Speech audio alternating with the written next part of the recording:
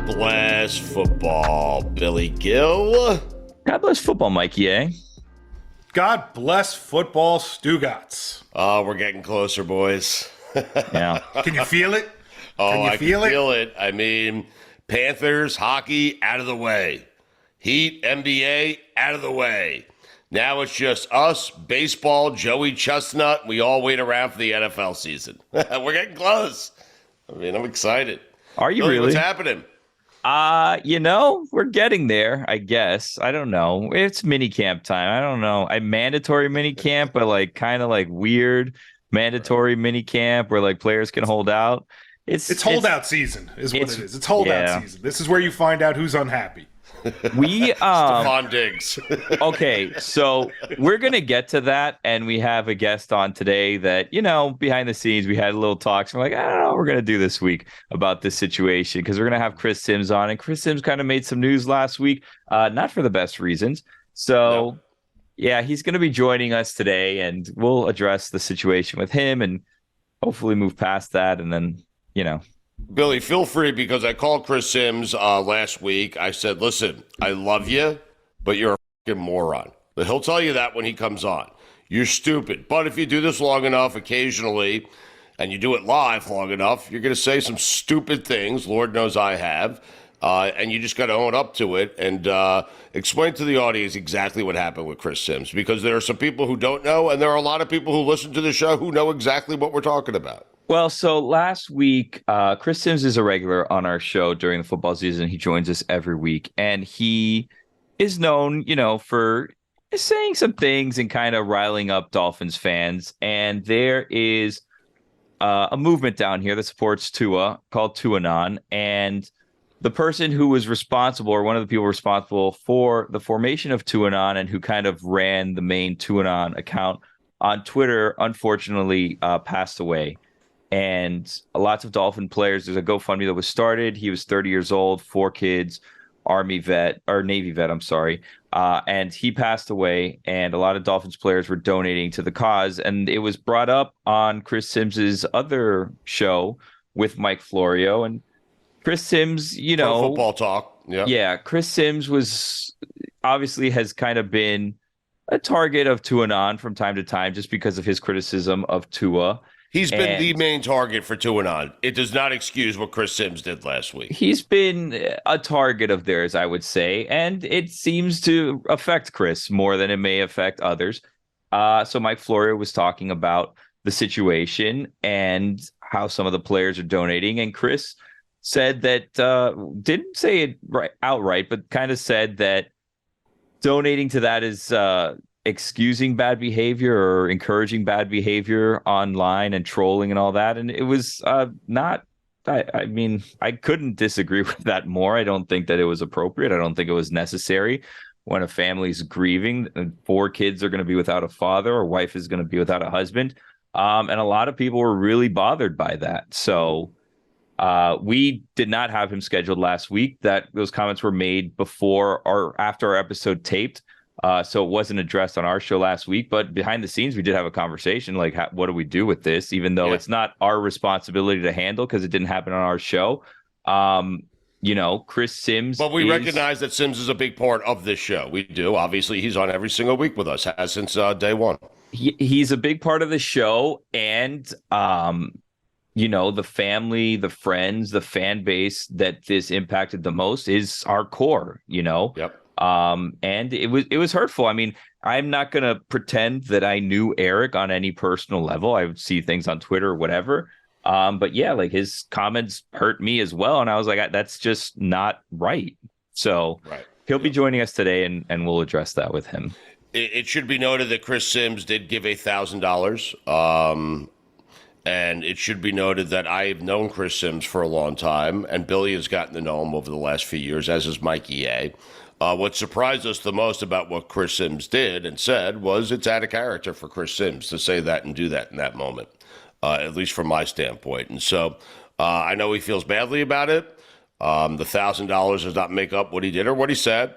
And he's trying to move past it, and everyone's trying to move past it. He apologized. And I think the people who run that account they have found, in some weird way, Billy, they have found a closeness to the bond with Chris Sims that perhaps they wouldn't have before this, you know? Yeah, to be noted, like the account that he ran then came out and posted, thanking Chris for the donation, saying that Eric would find all of this funny.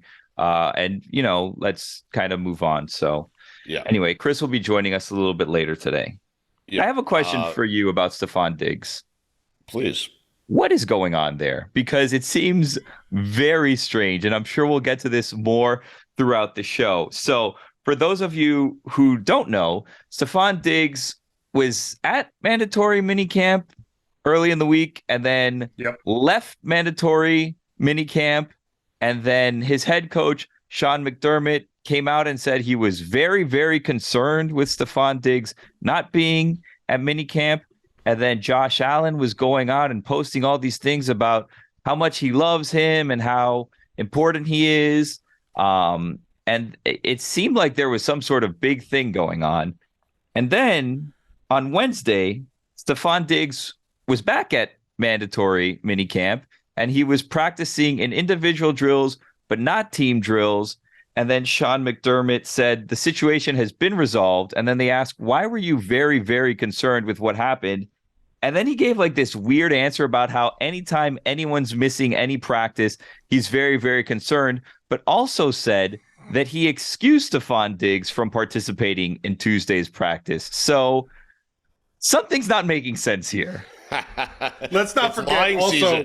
Let's not also forget that Stefon Diggs posted something cryptic on his Instagram after Josh Allen had spoken out about how much he loves Stefon Diggs. Stefon Diggs posted, "I just be letting people cap. If them lies help you sleep better, tell them, big dog." Like, there's obviously some friction somewhere between Diggs, Allen, maybe McDermott, and I like wildly speculating and making it a bigger deal than it could be. I have a quick question about that. What does that mean? He's basically saying Josh Allen's a liar.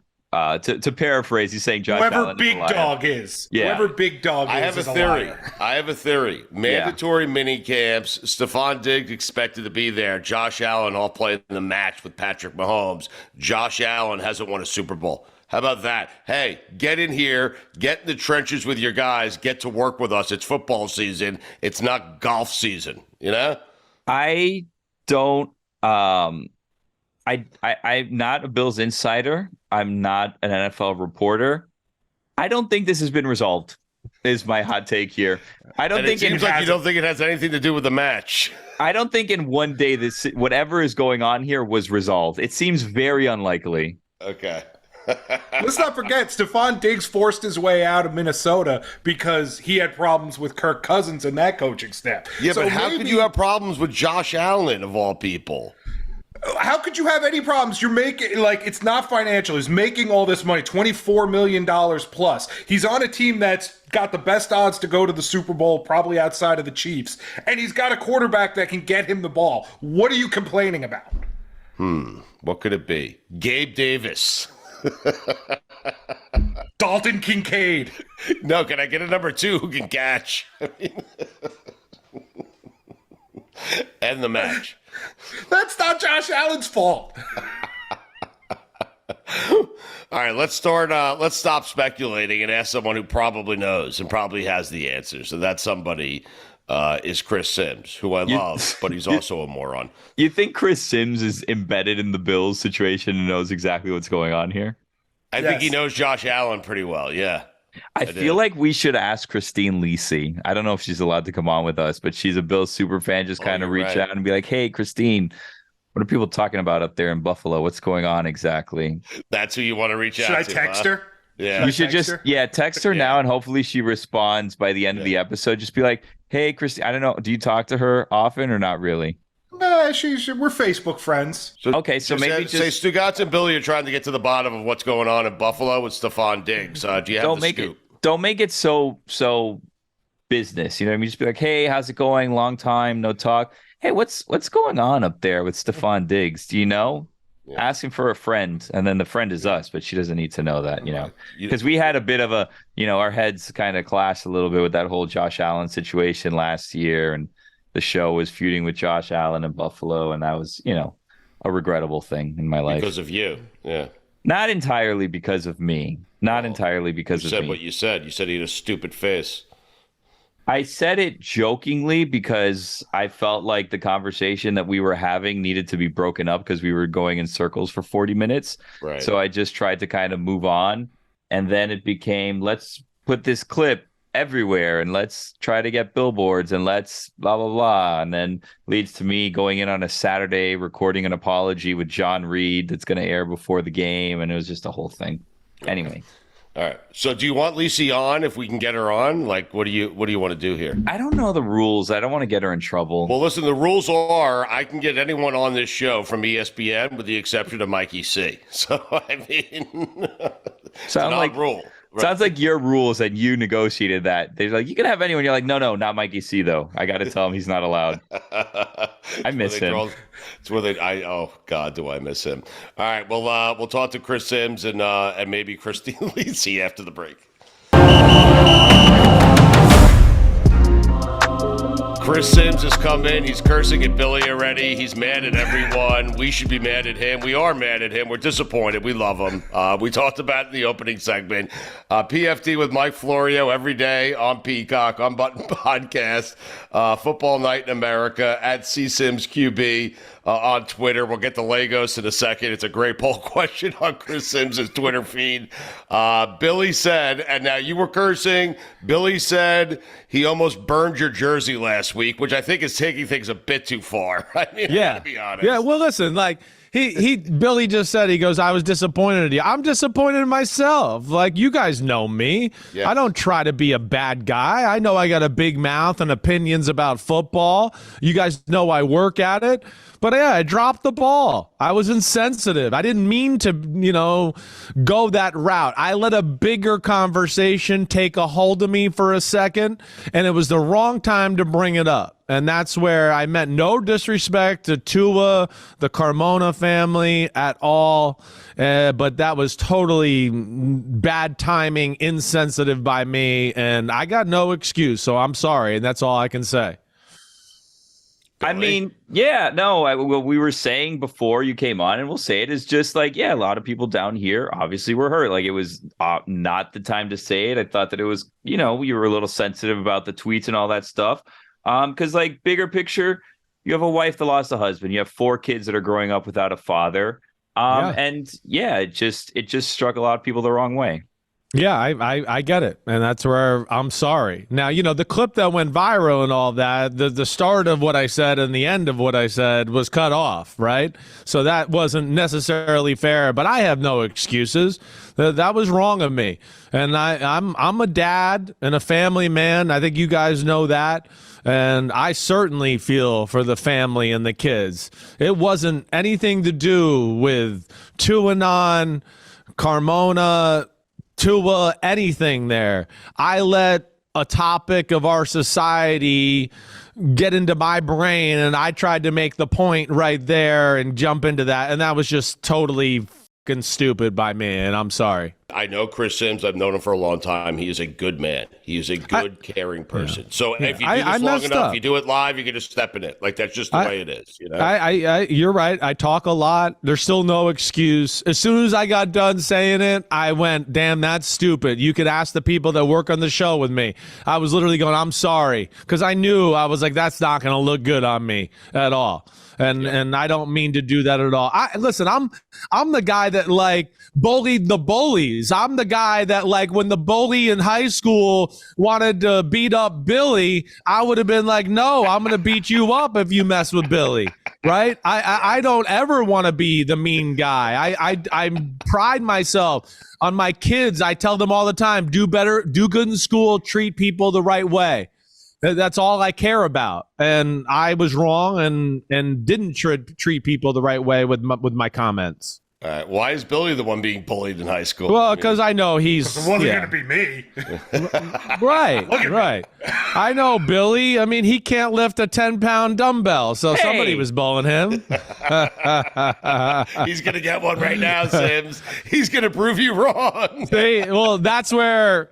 That's where my point, though. The fact that he has, yes, right. Look at the face he has to make to move that small dumbbell.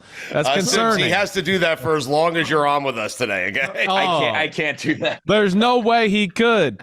And that just tells you he has no muscles either. The fact that he has weights in a room with the golf clubs and a window and a couch tells you he can't move much weight. Listen, And man. a Sims jersey. The jersey's in there, Sid. Exactly. It's a trashy room. I was taking a shot of myself there, Billy, okay? I was saying my jersey made it trashy. Relax. How many times did you lift it? You're going to be sore tomorrow, Billy. I'm glad that he called me out, because if not, I wouldn't have worked out today. That's my workout for the day. I walked the dogs in the morning. I did that. I probably have to do it on the other arm so I'm not like uneven, but I'm good. You don't want to do that. Yeah. Right. Done. Time to get a piece of cheesecake. But wait, Chris, I have to ask you how this poll question came about. There is a poll question at Sims QB on Twitter right now. Is it embarrassing for a grown man if he's doing Legos by himself? Like, how did that? It's such a great question, but how did you guys stumble upon that question? We stumbled upon it because of my co-host, Wario. You know, he's a recluse who lives down in West Virginia and only sees about 5 people a year. Right. So what does he do? He builds Lego sets. And one day he had to get out of the studio and do it from his office. And there was like 3 Lego sets behind him. And I was like, are those Legos behind you? Like, that's what you do? You're 58 years old and you're doing Legos? Doesn't seem right. I said, I don't know. And that's when I threw that question out there on Twitter. It's weird. I tend to think that as well. So what does he do? He does like the little Lego set, like the Star Wars Lego sets, like those type of things. Star Wars, he has like the set of Seinfeld as one of his Lego things, right? Wow. And I think he had one other one I can't remember. The gas station's the big one. I mean, so yeah, he's way too into it and into the details, and yeah, I don't think I'll be like building any Lego sets anytime soon. Those Lego sets are sneaky expensive. Like some of those Star Wars ones is like, this is $250 because it's exclusive Death Star or I don't know, whatever. And it's like, very expensive for like 58 little bricks, you know? Well, people seem to love the therapeutical aspect. That's the one thing we kept getting back on Twitter is people like to do it to kind of clear their mind, relax. And that's where it seemed to be value for the older crowd. Yeah. I've been searching my soul. Jeez. I've been searching my soul since I saw that Twitter because I've not done one by myself, but I'll do one with my son. And like 2 minutes into it, I'm like, why don't you go play in the other room? I'm going to make sure that this looks the way it's supposed to. Give me the blue piece. I said the blue piece. You know, like I so you get into it. I get into it, but I do it with my son. Right. So I'm kind of 50-50 on So, Stugotz, that guy wearing green next to you, he's weird is what we're saying. I think as long as you start off with your son and then it becomes a you project, that's okay. As long as you start off with your kid. It's like, I'm just imagining Big Fucker, your dad. Like you walk into the house and he's putting together the gas station set of Legos. Like I would like, no, it's weird. Florio's a weirdo, dude. What is he doing? In Mikey's defense, so my daughter is 2, so she doesn't do the little Legos. She'll do like the bigger, like brick ones. And then I'll start like doing the things, and she'll come and she'll like put one, and then I'll be like, oh, that doesn't really match with the design we're doing here. I'll take that out, change it. And we have this nice like castle tower, right? And then she knocks it down, and I'm like, I can't get mad at her because she's 2, but like, I worked really hard on this design. Like, I'm not the most happy person in the world right now. I've solved it. It's weird for a grown man to buy a Lego set for himself. Okay, Mikey, that I can get behind. Weird if you walk into a grown man's house and he's putting it together by himself. Nothing's he must have bought it. He must have bought it. Well, someone could have gifted it, but did you get to the bottom? Like, so does Florio build them and then display them? Yeah, they're displayed like in his office area, like. But he only on serves a 5 people a dresser year. and on a table, so he's proud of it. Whatever happened to model cars? You guys remember when that was like a thing? Like I remember when I was like 8, 9 years old, used to go to like a hobby shop and you get like the model car that was plastic. You had to get like the little knife and cut out the pieces and hope to not slice your finger. And then you had the glue that stuck to everything and you had to put those cars together. I feel like that's like gone. Kids don't do that anymore. Yeah. It's probably like a safety hazard. They probably realize, wait, kids have choked and died on all these stupid parts and glue, and kids don't like this anyway, so let's do something else. I mean, Legos. That's what happened. I mean, but that, like, what, when you're a kid, like, I don't know, I couldn't even put my head there. I was like, I've been there for 2 seconds and been like, okay, hey, wait, Rob, let's go play basketball or football in the backyard. The hell with this crap. I had no time for Legos when I was growing up. Or Matchbox cars, to be honest with you. Sims, we were talking about before you came on here, what's going on with Stefon Diggs and the Buffalo Bills. And really, I don't know if anyone really truly knows what's going on up there, but what's your best guess or informed guess as to what's going on with Diggs and Josh Allen and the Bills? Right. Josh Allen says all the right things. I have a hard time thinking he's really part of the problem or anything. I think he's the guy that's kind of trying to bridge the gap and make sure everything's okay. To me, from the outside looking in, it looks like a receiver who's frustrated by the team's results, wants the ball in some bigger situations. There are some people out there that think maybe he wanted a little bit more money. I don't know, whatever it is, it all came to a head on Tuesday. And obviously there was an argument between him, the coach, and the GM. And that's why on Wednesday, Sean McDermott said, hey, we had to take a break. We just thought it would be best if we all just, didn't see each other for a little while. So obviously there was some sort of schism. But at the end of the day, I mean, it's the first schism we've ever seen in the McDermott era, really, with any player. And what I would say to Stefon Diggs is you're there.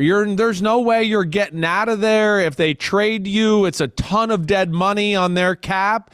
They're in the Super Bowl window. And I'd also go, hey, you're awesome. And you're a part of one of the best quarterback receiver combinations in all of football. And the offense is around you. So, don't take that lightly or think there's better situations out there.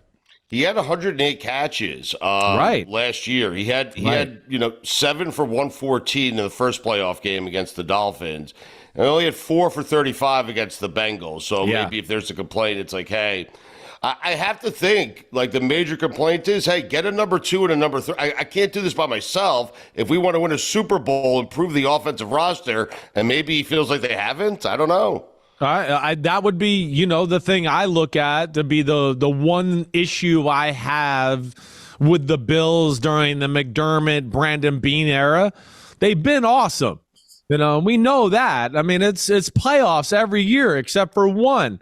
The Bills sucked for 20 years before that. Now they're there and they're in the Super Bowl window every year. But I think for that next step, that's where, Stugotz, you guys, you've heard me get frustrated. You guys have got frustrated that there's just like a lack of that high-end player that the other top teams in football have. That, to me, is the only thing that organization is missing. And that's why they can't get over the hump to beat the Chiefs, who do have those players, or, are not in the same class as the Eagles, the Niners, or the Bengals, because I would say they have more of those players as well. So that I could see that. But yeah, it's a little weird that it all came to a head right here at this point, and they tried to do damage control so this didn't, flow into the season and training camp, and we'll see how that goes. What are you hearing on DeAndre Hopkins and the Patriots? You think that's going to happen? It seems like I think there's a real chance that happens. I do. I think when I first heard about it, I was a little like, wait, from everything I know around the NFL, Billy O'Brien and DeAndre Hopkins did not end off on good terms, right? When he was traded from Houston. So I didn't know if it would ever really happen, but I think the two teams you're hearing DeAndre Hopkins associated with at this point, there's a reason. They're fucking desperate a receiver, right? I mean, the Tennessee Titans don't got Jack Diddley squat that you can just say, ooh, that's dependable and good. And then the Patriots have some good, but like, hey, Juju Smith-Schuster, he's getting up there in age. He hasn't practiced much this offseason. Devontae Parker, you guys know, the ex-Dolphins receiver, been injured a lot through his career. Tyquan Thornton is a frail speed guy who was injured last year too. So I think they're looking at it going, wait, we're not that great a receiver, and we're one injury away from being like in Disasterville. Right. So that's where I think DeAndre Hopkins comes into play, and I would say they're in the leader house for me to sign him. For me, it's odd only from DeAndre Hopkins' standpoint, why the Patriots? If your goal is to go out in the AFC, if your goal late in your career is to go win a Super Bowl or be part of a special team that has a chance of winning the Super Bowl, Patriots aren't that team, Chris. No, they're not. But I think, with the question you're asking or what you're posing is the point and says a lot. No one's going to pay $20 million a year for DeAndre Hopkins. He's not that caliber of player anymore. He's not a guy you could just go, hey, go out there, run by that guy, 60-yard touchdown. Or we're going to throw you a slant, and it's, go, rockets up my butt for a 50-yard touchdown up the middle of the field. He's a big slot receiver at this career. He's not going to be great at separating, but he's got good hands. The speed's still good enough to keep you honest, and he knows how to play the game and run routes and read coverages. So that's where his value is. And, I think the price tag, to your point, Stugotz, is probably the thing where teams like the Bills or the Chiefs, where they might go, hey, we'd like him, but we're not going to pay that kind of money. And I think he's got a team here with the Patriots and the Titans who have a desperation and probably have a number that's a little more to his liking. What's been the biggest blowback from your top 40 quarterback list? What have you? I don't know. I mean, I feel like there's always blowback. Listen, you do a top 40 quarterback list, in a position that people care about, the most important position in sports. People are going to disagree. Well, I think the Tua certainly was controversial, and I got a lot of people over my case for that. Right. People wanted Jalen Hurts higher than number 7, right? Why'd you have him at number 7? You put Trevor Lawrence ahead of Jalen Hurts, man. Yeah, because I think he's better than Jalen Hurts. Clearly. I do, well, here, Jalen Hurts is really good and done a lot of good things. Chris, I'm not saying you're wrong, by the way. No, I know. To see it, but here, I'm gonna break it down for you, so the viewers and even you can hear it a little. There's arguably the greatest leader in football in Jalen Hurts. The throwing has improved. There's no question. The running, hey, Justin Fields, Lamar Jackson, they're the 3 best running quarterbacks in football. That's real, and that's a real element of his game that's impressive. But at the same time, the passing is still not it's average for the NFL. It's not above that. And like you heard me for the Super Bowl, the Chiefs sold out to stop the run. And their number one thing was stop the run. And what teams do to play Jalen Hurts, their number one priority is make him a quarterback, right? And that to me is where there's still some room for improvement. Like, I know his stats were good in the Super Bowl, but I would say is like Trevor Lawrence would have thrown for 500 yards against that defense, right? Some of those guys ahead of him, because you wouldn't have been able to play some of those defenses against those guys. So that's the part he's missing. And from everything we've seen, he'll improve it and he'll be better in that department. I have a question for you.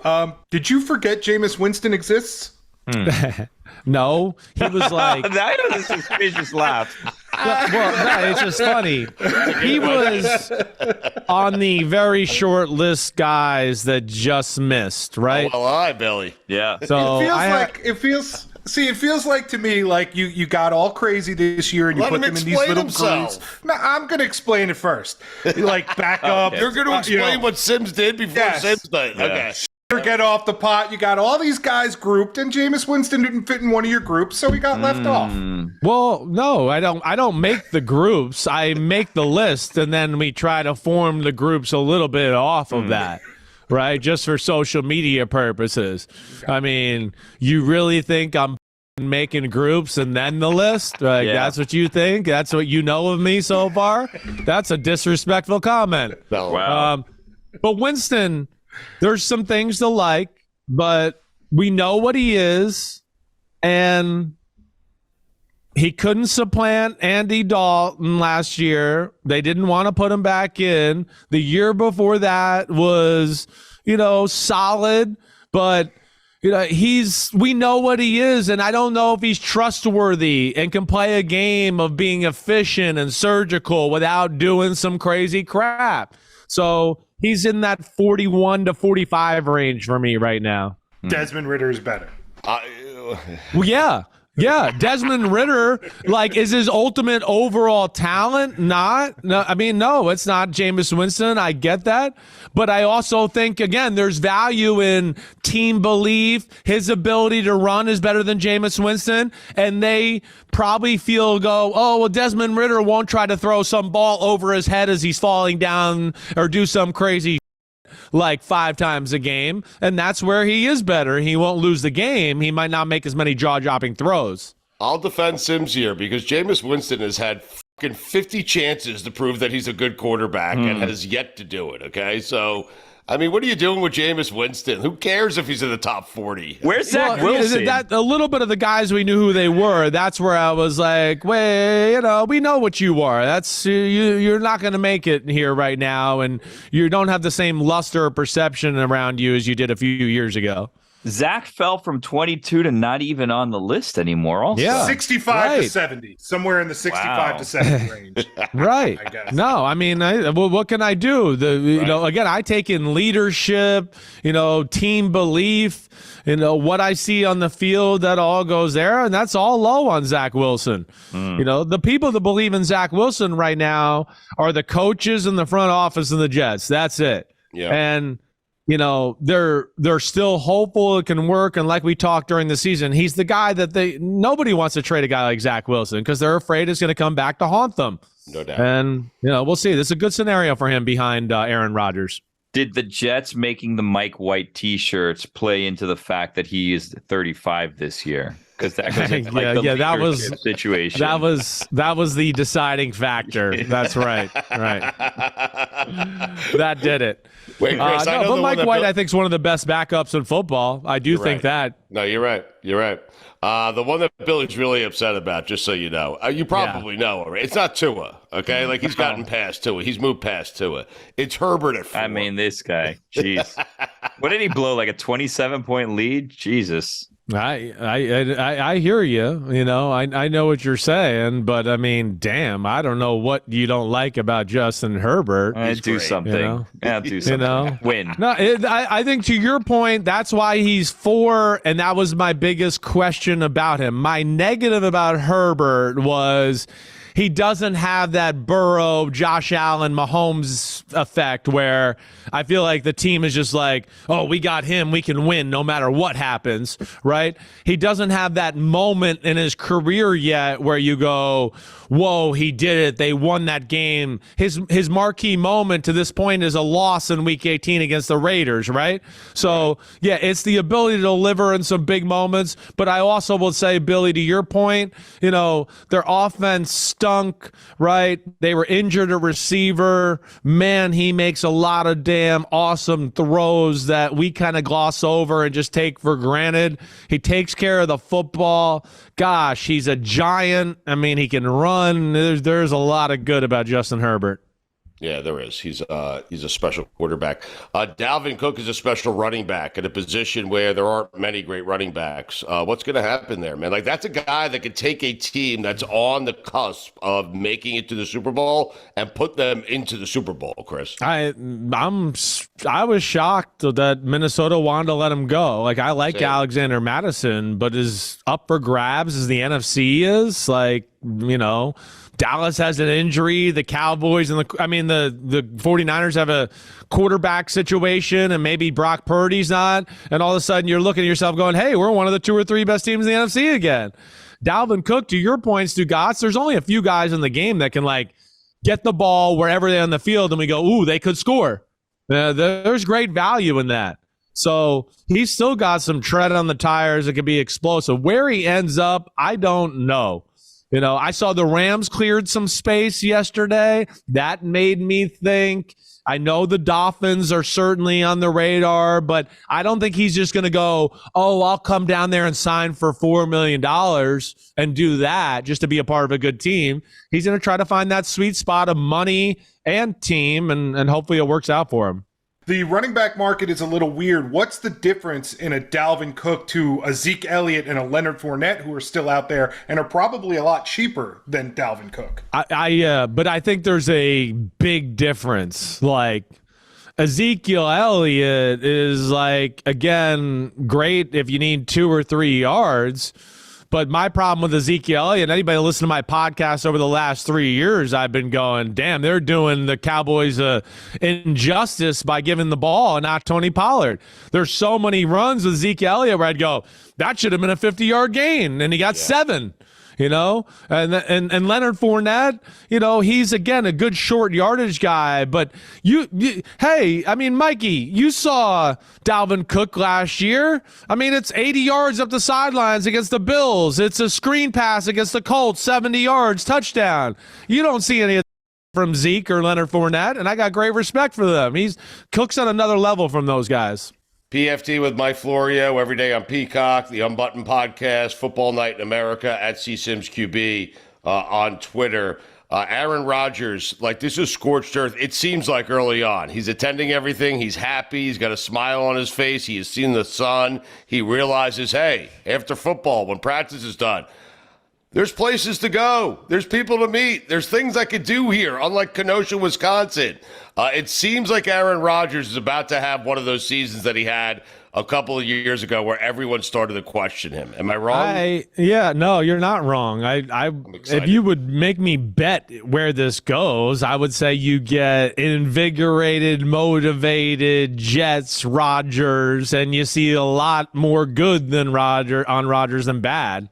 If you made me bet money, that's where I'd go. Yeah, I know you like that, Mr. Jets fan. Talk dirty to me. You know, well, I just think, you know, again, it's one of those things where the new energy of the building, just the fresh new vibes, just like you saw Brady with the Bucks, it gets the Jets team, it gives them energy. It gave Rodgers energy.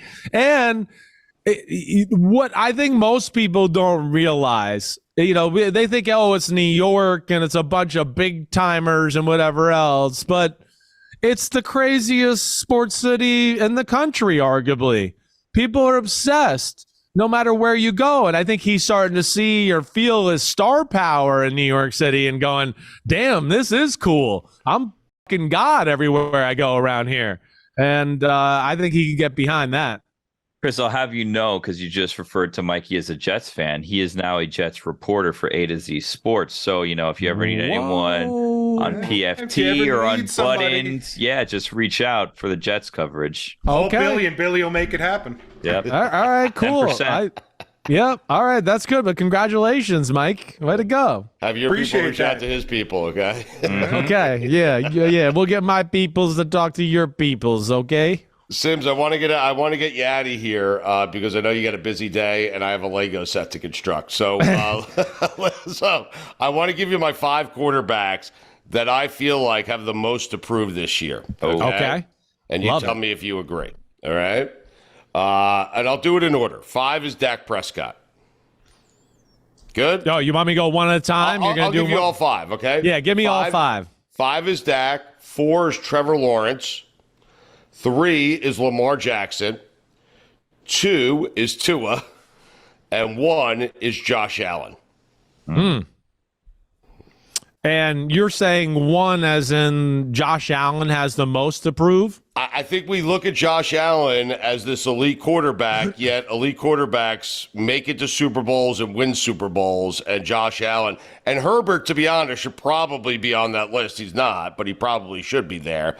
But Josh Allen, I think we consider elite in the, Burrow, Mahomes level, yet he hasn't gotten to a Super Bowl yet. And so I think it's time for him to probably make a Super Bowl if he wants to be in the same conversation as those guys. I hear you. I think from that, I know what you're saying, but like Well, what else? That would be the only one I'd push back on. I think a little bit there. What else? Just that would be it. Right. But I think what you're talking about, I think to the public and how he's perceived by the average everyday fan. I think that's real. Probably what you're saying. I would push back against that, but I know what you're saying. Okay. Dak, I'm with you 100%. Yes. I think there's a lot of pressure. Yes. A lot. Right. It's. He's paid handsomely. He's the Cowboys quarterback. It's underwhelming in a lot of big situations over the last few years, especially the playoff games. Yep. Yes, right. There's all of that. Plus, he's getting to the end of this contract cycle, right? So that's real. Trevor, I hear what you're saying. Can he sustain and show he deserves to be in this superstar conversation? And yeah, Lamar, you got paid. You're the highest paid player in football. You got to show up. You got to be there in December. You got to get to the playoffs. I get that. Yeah. And Tua, same thing. I'm with you there. Tua, Chris, to be honest with you. It's just, can he stay up for 16, 17 games, Can he stay healthy? Right. And when another, like the Chargers game that clearly showed Herbert was better than Tua, can he overcome, some of those moments like I'm talking about? When a team has a good game plan, can he make the throws and plays to go, okay, yeah, defense, you won, but we still got 15 yards on that play?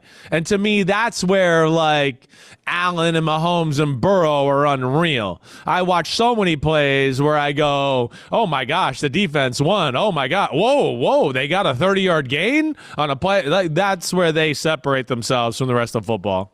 With Josh, is it an oversimplification just to say, turn the ball over less? Just stop turning the ball over so much. Well, last year was bad, but the years before that weren't horrible. Right. They were good. I think this is one of those things in a little way, Billy, that was like the theme or thesis around him when he came out. And as soon as he has a bad turnover, everybody wants to jump on that. What I would say to Billy, what's amazing to me about Mahomes and Allen was a little more careless this year, but that they don't turn it over more. I mean, we watch what they do. They're running through guys, ducking, doing this. Go, whoa, stop here. Whoa, push this guy, throw a sidearm. And I'm like, I watch plays and go, how did they not fumble or throw an interception there? He's asked to play a style. And I don't think anybody's more reliant on their quarterback to make the big play than the Bills on Josh Allen. And that's where I defend him. All right, Sims, we appreciate the time as always. Get out of here. PFT with Mike Florio every day on Peacock Unbuttoned podcast. Football Night in America as well. Chiefs Jets week 4. I saw that. At C Sims QB on Twitter. We will not harp on this anymore after today. Chris Sims has apologized. I know Chris Sims. He is my friend. He's a good person who cares about people and does the right thing. And he did the right thing here. Did the wrong thing initially, and I told him that. I messed up. Apologized, did the right thing, gave some money, and it seems like all is forgiven. So, Sims, we appreciate it, man. You are a good man, okay? You are a good man. Thank you, buddy. I appreciate you. Thanks, guys. Always fun. I'll talk to you soon. Have a good weekend, all right? Don't go too crazy. I will. All right, me too. Peace. Go too crazy. See ya. Yes. Summertime, Sims. I'm going to the Dead Show. See ya. Oh, baby. Yeah, Thanks, stretch Chris. it out. You did a lot of heavy weightlifting today. Stretch it out. Oh, yeah.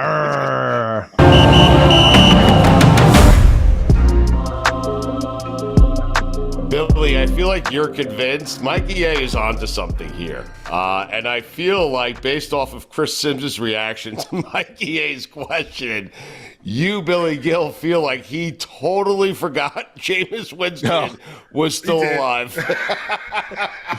He forgot to put Jameis on his list. He forgot to put Jameis on his list, which is fine. I mean, he's 40 quarterbacks. Everyone's going to forget someone, I guess, but he forgot Jameis. I wanted Jameis as the Dolphins' backup. Is that crazy? Over Mike White? Over Mike White? Yeah. How dare you? Well, what are you doing there? Why? I just like Jameis. He's a gunslinger, and I know we just talked about taking care of the ball, but Jameis will throw 45 picks, but he'll throw 45 touchdowns also. He's wild, but I like it. I think I'm with Billy. I think you want your backup to be wild. Like, I mean, he could win you a game or he could lose you a game. You want your backup to remain healthy, right? Like that's what undid the Dolphins last year. Is when Tua went down, then Teddy Bridgewater goes down, and then it's Skylar Thompson, and you're like, okay. Well, it's a good thing that you guys signed Mike White, who hasn't been able to stay healthy for more than 3 games in his career. That's also a product of the Jets' offensive line, though. I mean, yeah, well, right. Listen, I'm not saying that he just got hurt tripping over himself. He got absolutely destroyed on the field. Right. But he still got hurt. In a perfect world, Mike White does not touch the football this season, right? But it's a gamble.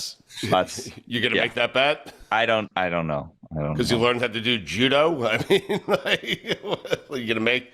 I mean, Billy, we hope 17 games. If Tua's healthy, 16 games, 15 games. You would take 15 games of Tua right now, would you not? Oh yeah, of course. If I guaranteed you 15 starts at a Tua, you feel like your team's gonna be good. I mean, they were good last year. And what did he play? Like 12?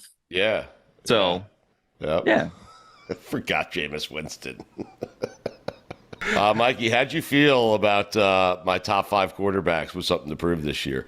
Because I left, you know what? I left Justin Herbert off. Justin Herbert. He should be on the list. I did. I left him off. Right. And Josh Allen probably shouldn't be there. There's Billy lifting weights again. I'm evening out the other side, You have to, right? Even out the soreness, right? So both shoulders. After this, I'm not going to be able to move my arms above my head for a month. I'm looking for strange things in my office right now. It's on. Mikey, did you agree with it? Yeah. Other than Justin Herbert, I would probably rearrange and put Justin Herbert on and take Josh Allen off, or at least make Josh Allen take 5. Allen off. Allen has nothing to prove. He does, but Justin Herbert, like Billy points out constantly, is always talked about being top 5, and yet what has he done? Right. Besides just get rolled on after a 27-point lead in the playoffs. Right. It's odd that he would have Lawrence behind Herbert when Lawrence was the one who came back in that playoff game and beat Justin Herbert and went on to Kansas City. You could make the argument that Josh Allen was a coin flip away from being in the Super Bowl, 2 years ago. So, he just didn't get the ball. It's a little bad luck. I get that, but Justin Herbert. I feel like Billy thinks he's living off that game, a game in which he lost to Kansas City. He's been living off that game, Josh Allen, for a year now. I mean, he's good. He's obviously good. He's great. Yeah. He is reckless with the football, though. He was last year. Yeah. I mean, fumbles, interceptions. Just hold on to the ball, man. Yeah, but 2 years ago, he was good. Billy, you see the news on Brady? What's the news on Brady? Oh, there's always something. He's going to take, this is a quote, a very passive role in management of the Raiders. Read between the lines there. Boy. Oh, boy. Well, what does that mean? It means it's happening. Well, does it? Because I feel like if he was taking an active role, it'd be more like, I think this is where we are on this show with Tom Brady. No matter what he does, we're going to view it as a sign that he's coming back. Because if he was taking an active role in the front office, he's putting a team together so he can just kind of come down and be the quarterback of that team. But now he's taking a passive role, and somehow we're reading into that. What does a quarterback do with the football, Billy? He passes it. It's a passive role. Passive role. Yep, Mikey's onto it. Billy, here's what I know about Brady. He is committed, signed contracts to be a broadcaster. He is part ownership of the Raiders. He is neither broadcasting or is he being a part of ownership, okay? No. And he's got a quarterback in Jimmy Garoppolo who they could just get rid of at any time with no financial ramifications. The writing's on the wall. He's not broadcasting. He's taking a passive role in management, and he's got a quarterback that he'll never, over his dead body, will he allow to start, who he can release whenever the hell he feels like it. I mean, it's happening, Bill. Did you see him hit a drone with a football the other day? Knocked a drone out of the sky. I mean, and right before he's like, if I hit this first try, maybe I should come out of retirement. Boom. Yep. I mean, he knows what he's doing. He knows what he's doing. That drone was called Devontae Adams, too. I don't know if you know that. I don't think that's true. Be a great number 2. The drone. Yeah. We got it. We got it. Just in case you didn't. I felt the need to explain it.